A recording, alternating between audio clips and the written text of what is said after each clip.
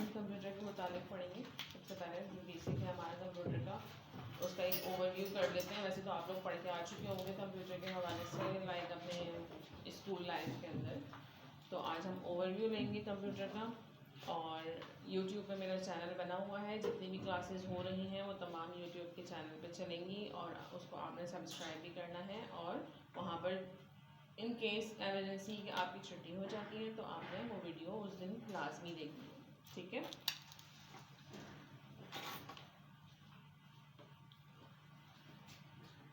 अब ये मैं आप लोगों को एक प्रेजेंटेशन शो कर रही हूँ कंप्यूटर पर, और कंप्यूटर पे जो प्रेजेंटेशन मैं आपको शो कर रही हूँ, आपने ये भी देखना है कि कंप्यूटर होता क्या है, रिव्यू करना है, प्लस आपको ये भी देखना है कि प्रेजेंटेशन बनी हुई किस तरह से है और प्रेजेंटेशन के अंदर क्या क्या की पॉइंट हैं, क्योंकि इन फ्यूचर आप लोगों ने भी प्रेजेंटेशन बनानी है अपने इसी कोर्स के अंदर। तो प्रेजेंटेशन को भी फोकस करना है कि किस तरह से बनी हुई है। कंप्यूटर के हवाले से आज हम पढ़ेंगे, और कंप्यूटर के हवाले से हम क्या क्या चीज़ें देखेंगे। कंप्यूटर क्या होता है, उसके पार्ट्स क्या हैं, टाइप्स, एप्लीकेशन, और आखिर में कंक्लूड करेंगे अपनी प्रेजेंटेशन को।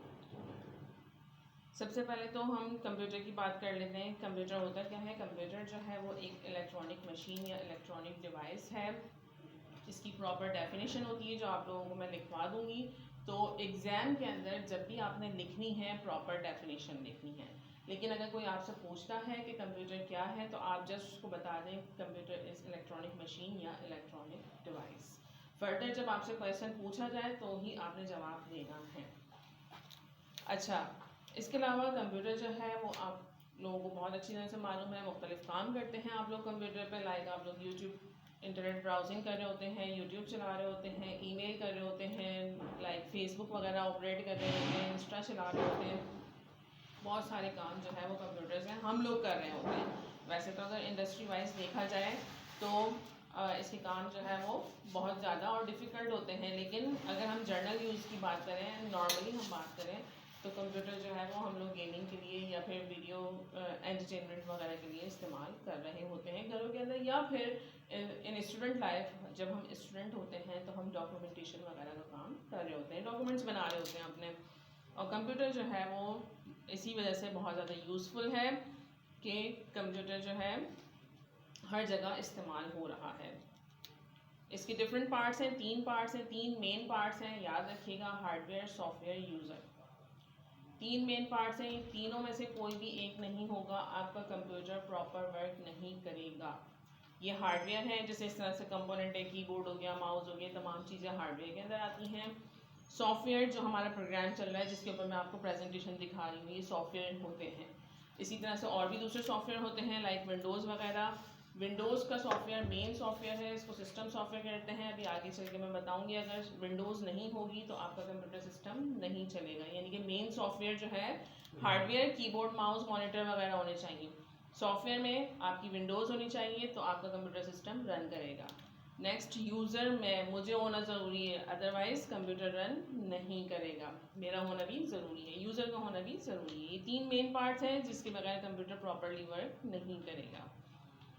मज़ीद हम हार्डवेयर को पढ़ लेते हैं। हार्डवेयर आर फिज़िकल कंपोनेंट, कहने के लिए, वर्बली जवाब देने के लिए सही है कि हार्डवेयर जो है वो फिज़िकल कंपोनेंट होते हैं, लेकिन इसकी प्रॉपर डेफिनेशन है हार्डवेयर की। अगर आपने लिखनी है एग्जाम के अंदर तो वही प्रॉपर डेफिनेशन आप लिखेंगे। लेकिन अगर वाइवा में कोई आपसे पूछता है या नॉर्मली आप बात कर रहे हो आपस में और अगर एक दूसरे से बात करते हैं तब भी आप यही वर्ड इस्तेमाल करेंगे कि फिजिकल कंपोनेंट। फिजिकल कंपोनेंट का मतलब कि जिनको आप छू सकते हैं, सिर्फ छू नहीं सकते, जो स्पेस कंज्यूम करते हैं, जिनका वॉल्यूम होता है, जिनका वजन होता है, या और वो जगह घेर रहे होते हैं, वो कंपोनेंट जो है वो फिजिकल कंपोनेंट होते हैं, उनको हम हार्डवेयर कहते हैं। उनको भी हम मजीद 3 हिस्सों में डिवाइड करते हैं, इनपुट डिवाइसेस, सीपीयू या केसिंग, और आउटपुट डिवाइसेस।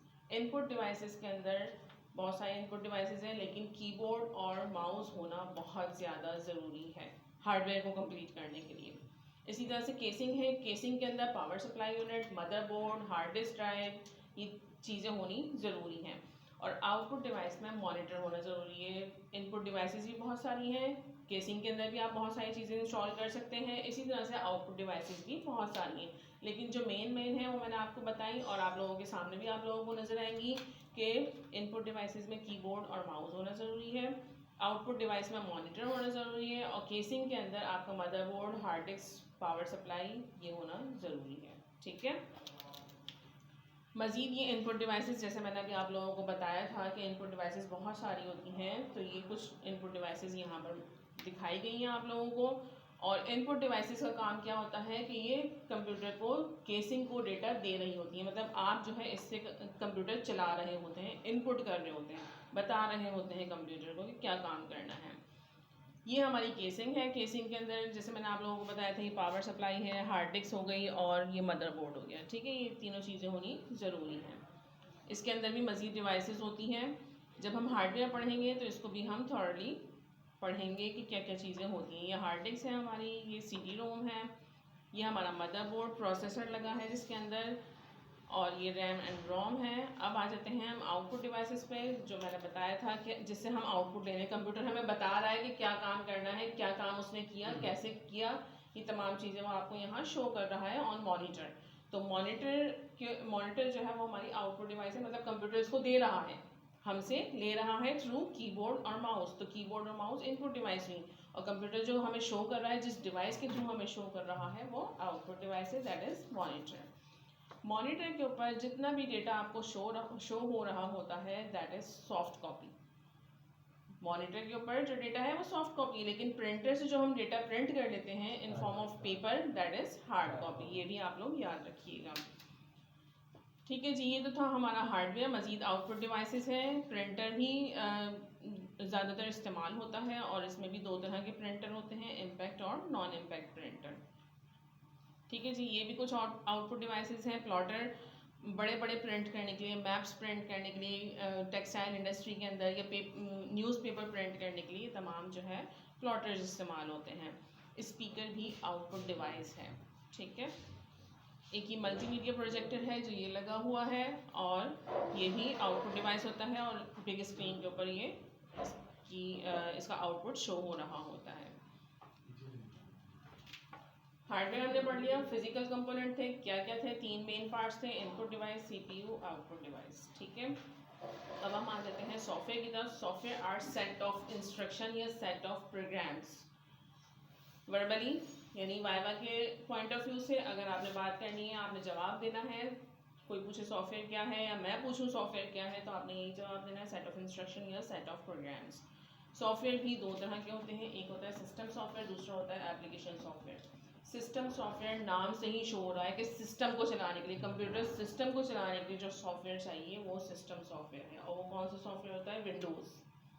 विंडोज़ होनी ज़रूरी है आपके सिस्टम के अंदर, अदरवाइज आपका सिस्टम नहीं चलेगा। एप्लीकेशन सॉफ्टवेयर यूज़र की रिक्वायरमेंट को फुलफिल करने के लिए इस्तेमाल होते हैं, मतलब कि मुझे कोई काम करना है, डॉक्यूमेंटेशन करनी है, प्रेजेंटेशन बनानी है, जैसे ये मैंने प्रेजेंटेशन बनाई, या फिर मुझे उर्दू एडिटिंग करनी है, उर्दू के अंदर काम करना है, या मुझे प्रोग्रामिंग करनी है, तो ये जितने भी सॉफ्टवेयर्स मेरी रिक्वायरमेंट के ऊपर इस्तेमाल होंगे वो एप्लीकेशन सॉफ्टवेयर कहलाते हैं। फॉर एग्जांपल MS ऑफिस जो आप लोग पढ़ेंगे, गूगल क्रोम, ये भी आप लोग मोस्टली यूज़ कर रहे होते हैं, ये तमाम एप्लीकेशन सॉफ्टवेयर हैं। इसके अलावा जैसे मैंने अभी उर्दू एडिटिंग की बात की कि मुझे उर्दू में अगर काम करना है तो उसके लिए भी एक अलग से सॉफ्टवेयर आता है, वो उसका नाम इनपेज है, तो वो भी एप्लीकेशन सॉफ्टवेयर के अंदर ही आता है। इसके अंदर भी दो आपको दिखा रहा है कि जनरल पर्पज़ है। जनरल पर्पज़ मतलब नॉर्मली सभी इस्तेमाल कर रहे होते हैं इन सॉफ्टवेयर्स को।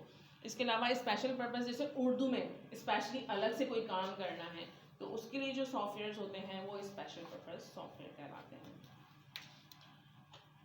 ठीक है जी, मज़ीद सॉफ्टवेयर हैं कि सिस्टम सॉफ्टवेयर कौन कौन से होते हैं, और एप्लीकेशन सॉफ्टवेयर की भी कैटेगरी को डिफाइन कर दिया गया है। Now coming to user. Users जो हैं वो जो भी कंप्यूटर को इस्तेमाल कर रहा है वो यूज़र है, चाहे आप घर के अंदर इस्तेमाल कर रहे हैं, चाहे आप स्कूल कॉलेजेस में देख लीजिए, ऑफिस में देख लीजिए, जहाँ पर भी कंप्यूटर यूज़ हो रहा है कंप्यूटर को इस्तेमाल करने वाला लाजमी होता है। एप्लीकेशंस कंप्यूटर कहाँ कहाँ इस्तेमाल हो रहे हैं? School, colleges, universities, hospitals, stores के अंदर, सुपर स्टोर्स के अंदर, एयरपोर्ट्स में, अदर इंडस्ट्रीज़ के अंदर, लाइक टेक्सटाइल इंडस्ट्री हो गई और सीमेंट इंडस्ट्री हो गई, इंडस्ट्रीज़ के अंदर भी ये सारे कंप्यूटर्स हमारे यूज़ हो रहे हैं। और ये कंप्यूटर्स इस तरह से यूज़ नहीं हो रहे थे जिस तरह से आप लोग यूज़ कर रहे हैं। इंडस्ट्री के अंदर जो कंप्यूटर होते हैं वो दूसरी मशीन्स के साथ कनेक्ट होकर और फिर इस्तेमाल हो रहे होते हैं। ठीक है जी, यहाँ तक सबकी समझ में आ गया क्या क्या पढ़ा हम लोगों ने? कंप्यूटर के मुतालिक पढ़ा, कंप्यूटर इलेक्ट्रॉनिक मशीन है, डिफरेंट काम करती है और इसे जो है हम हर जगह इस्तेमाल कर रहे होते हैं, तकरीबन हर जगह यूज़ हो रहा है, लाइक स्कूल, कॉलेजेस, यूनिवर्सिटीज़ वगैरह के अंदर। तो बहुत ज़्यादा यूज़फुल मशीन है, बहुत सारे काम हो रहे होते हैं। इसके अलावा इसके 3 मेन पार्ट्स हमने पढ़े, हार्डवेयर, सॉफ्टवेयर और यूज़र। ठीक है, इन तीनों के बगैर कंप्यूटर सिस्टम प्रॉपर्ली रन नहीं करेगा। हार्डवेयर के भी 3 पार्ट्स थे, इनपुट डिवाइसेस, सीपीयू और आउटपुट डिवाइसेस। और इसी तरह से सॉफ्टवेयर के भी 2 पार्ट्स थे। सॉफ्टवेयर जो है वो सेट ऑफ इंस्ट्रक्शन होते हैं और ये सेट ऑफ प्रोग्राम्स होते हैं। और इसके भी 2 पार्ट्स हैं, सिस्टम सॉफ्टवेयर और एप्लीकेशन सॉफ्टवेयर। और यूज़र जो है वो हम लोग खुद होते हैं। ठीक है भाई, यहाँ तक समझ में